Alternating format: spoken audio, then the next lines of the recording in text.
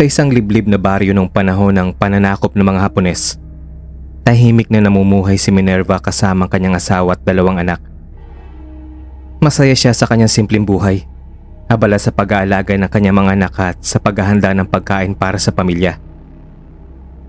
Pero sa isang gabi ng kadiliman, gumuho ang kanilang mundo. Isang pangkat ng mga sundalong Hapones ang dumating. Bitbit ang kanilang mga armas at nagbabagang galit. Wala silang awa sa mga taga roon.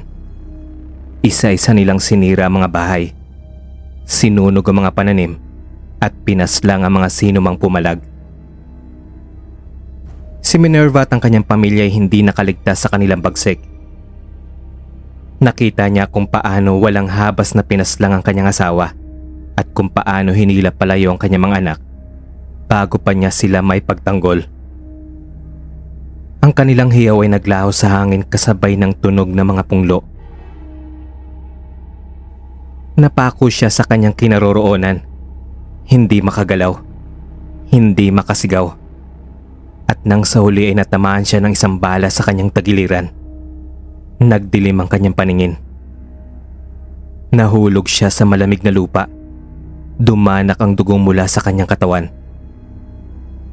Sa pagitan ng kanyang paputol-putol na paghinga, unti-unti siyang lumulubog sa pagitan ng buhay at kamatayan. Tahimik na ang paligid. Wala nang iyakan sa mga kabaryo niya. Wala na din ang mga sundalong Hapones na nagpahirap at pumaslang sa pamilya niya. Naiwang naghahabol ng hininga si Minerva. Sa isip niya, malapit na silang magsama ng pamilya niya. Konting sandali na lang. Sa kanyang paghihingalo, isang anino ang sumulpot. Isang nilalang mula sa kadiliman ang lumitaw sa kanyang harapan. Hindi nito taglay ang anyo ng tao, kundi isang bagay na hindi niya maipaliwanag.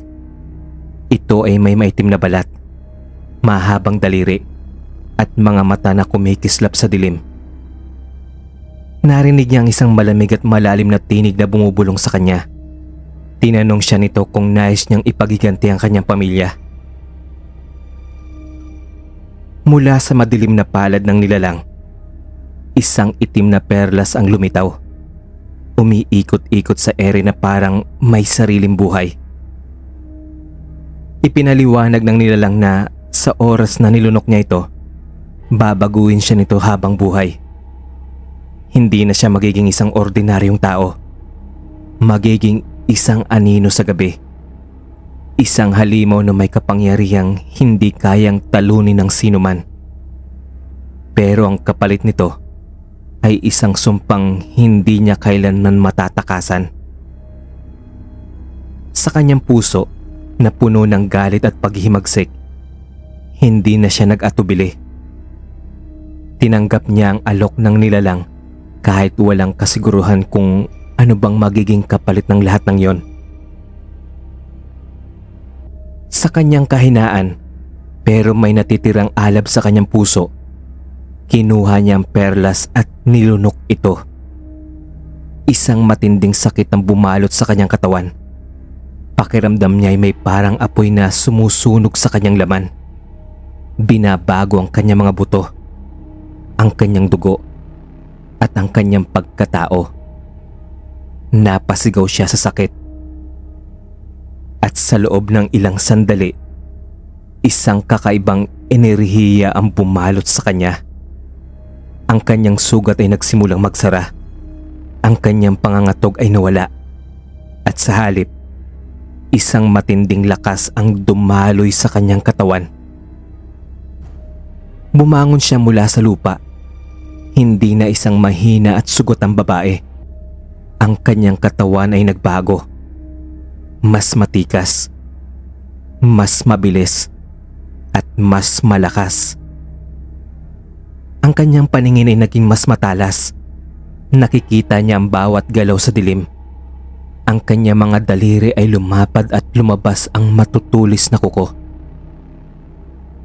Ang kanyang lalamunan ay nauuhaw, pero hindi pagkauhaw sa tubig, kundi sa isang bagay na hindi pa niya natitikman noon. Si Minerva ay hindi na isang ordinaryong babae.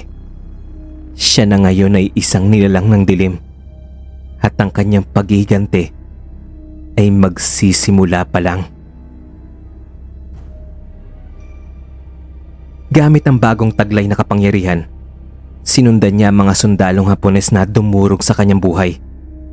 Isa-isa niyang tinunto ng mga ito sa loob ng gubat gamit ang pang-amoy at kakayahang makakita sa dilim. Nang matuntun niya ang mga grupo ng mga sundalo, hindi niya na napigilan ng sarili. Lumundag siya mula sa itaas ng isang puno at sa isang iglap, napugutan ng ulo ang isa sa mga ito. Ang kanyang mga kuko ay naging matatalas na parang patalim. At sa isang iglap ay nilaslas niya ang lalamunan ng dalawa pa. Pero hindi siya huminto. Ang galit ay nagdulot sa kanya ng gutom. Isang gutom na hindi niya maunawaan. Naramdaman niyang kumakalam ang kanyang sikmura. At bago pa niya napigilan ang sarili, sinimulan niyang kainin ang katawan ng kanyang mga biktima. Ang init ng dugo, ang lasa ng laman, nakakatakot. Pero may isang bahagi ng kanyang isipan na nasisiyahan. Bawat kagat ay naghatid ng kakaibang enerhiya sa kanyang katawan. Pakiramdam niya ay parang lumalakas siya sa bawat pirasong kanyang kinakain. Ang kanyang pang-amoy ay lalong tumatalas. Kaya niyang maramdaman ang paggalaw ng bawat buhay na nilalang sa paligid niya. Habang tinatapos niyang kanyang unang biktima, narinig niya ang kaluskos mula sa hindi kalayuan. Isa pang pangkat ng mga sundalong Hapones ang paparating. Hindi niya inisip na tumakbo. Sa halip, hinintay niya sa dilim ang mga iyon. Nakayuko siya sa itaas ng isang malaking puno. Hinihintay ang mga paparating. Nang malapit na sila, bigla siyang lumitaw mula sa anino at buong puwersang sinunggaban ng pinakamalapit na sundalo. Hindi na ito nakasigaw pa. Sinaksak niya ang kanyang matalim na kuko sa dibdib nito. At bago pa man makalaban ng iba, naglaho na siya sa dilim. Isa-isa niyang tinapos sa mga ito. Mabilis, malinis, at walang bakas ng pagsisisi. Ang dating Minerva na isang simpleng ina ay wala na. Isa na siyang nilalang na uhaw sa dugo. Ginabayan ng galit at isang matinding gutom na hindi niya kayang ipaliwanag. Doon niya napagtanto ang tunay na halaga ng kasunduang tinanggap niya. Hindi lamang siya nabigyan ng lakas upang pumatay, kundi nabigyan siya ng sumpa. Ang sumpa na walang hanggang gutom. Sa bawat buhay na kanyang kukunin, sa bawat tugong kanyang lalasapin, lalo lamang lalalim ang kanyang pagkagutom. Hindi siya maaaring huminto kailanman. Sa unang pagkakataon mula nang mamatay ang kanyang pamilya, tiningala niya ang langit at napagtanto ang kanyang bagong kapalaran. Hindi na siya isang biktima. Siya na ngayon ang halimaw na dapat katakutan.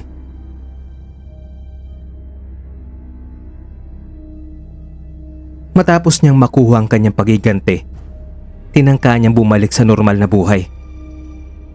Pero paano siya makakabalik sa pagiging normal na tao kung hindi niya alam kung paano mabuhay nang hindi nakakaramdam ng matinding gutom sa laman ng tao? Sa paglipas ng mga taon, nagpalipat-lipat siya ng tirahan. Pilit na nilalabanan ng kanyang sumpa. Sa umpisa, nagawa niyang umiwas sa tukso. Pero sa bawat gabing ginugutom siya, dumadating ang hindi maiiwasang pangangailangan. Minsan, nakahanap siya ng paraan upang mabusog ng hindi pumapatay ng buhay. Kumakain siya ng mga labi ng mga patay na hayop o tao. Umaasang iyon ay sapat upang mapunan ang kanyang gutom. Pero sa bawat pagkakataong ginagawa niya ito, lalo lamang siyang nagiging alipin ng kanyang sariling sumpa. Ilang beses siyang sumubok magmahal muli.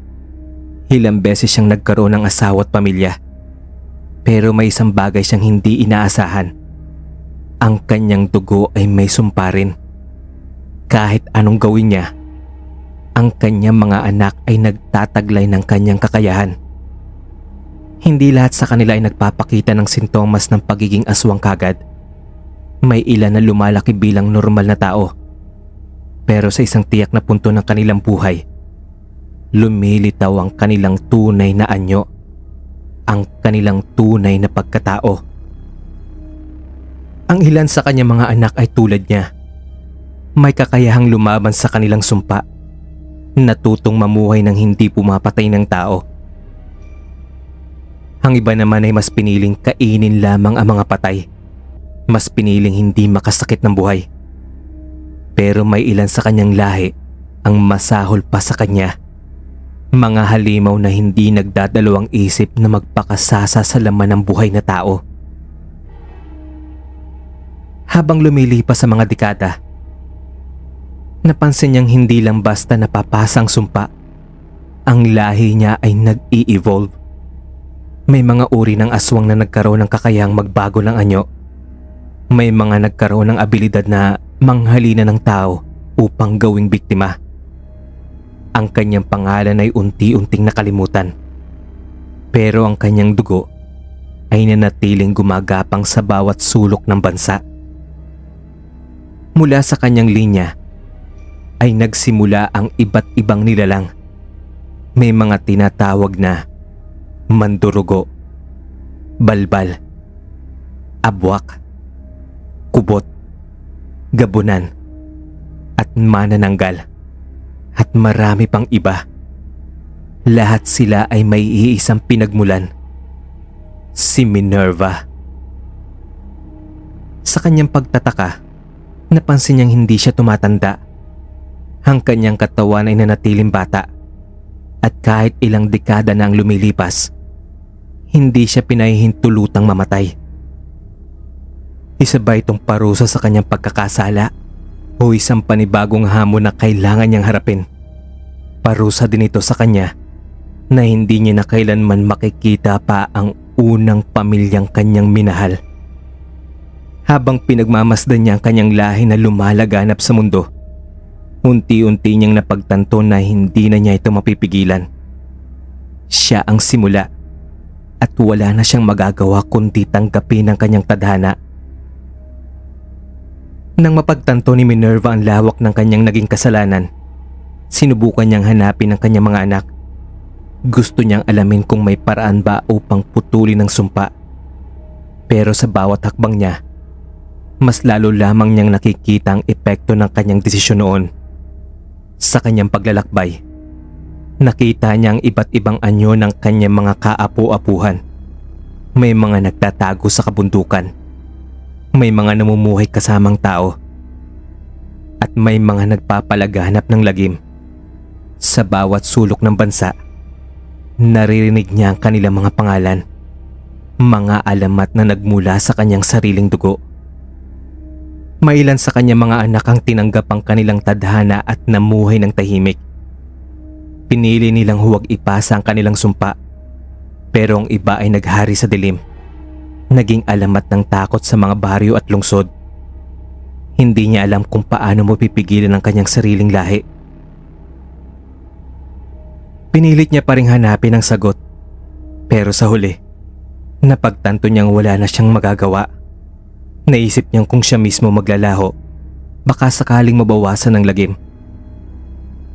Pero alam niyang ang dugo niya ay dumadaloy na sa napakarami pang iba na ang kanyang lahi ay hindi na matitigil. Ang sumpang kanyang tinanggap ay hindi na maaaring mabura. Ito ay naging bahagi na ng mundo. Isang sekretong umiiral sa anino ng lipunan. Naglaho siya sa dilim, dala ang lihim ng kanyang pinagmulan. Pinili niyang lumakad palayo sa kasaysayan. Isang aninong hindi kailanman mabubura, pero kahit mawala siya, ang kanyang dugo ay mananatili sa bawat kwento ng aswang, sa bawat anino sa gabi. Siya ang pinagmulan. Si Minerva, ang sinaunang aswang. ang inang bumuo ng isang lahi ng mga halimaw na hanggang ngayon ay nagkukubli sa dilim.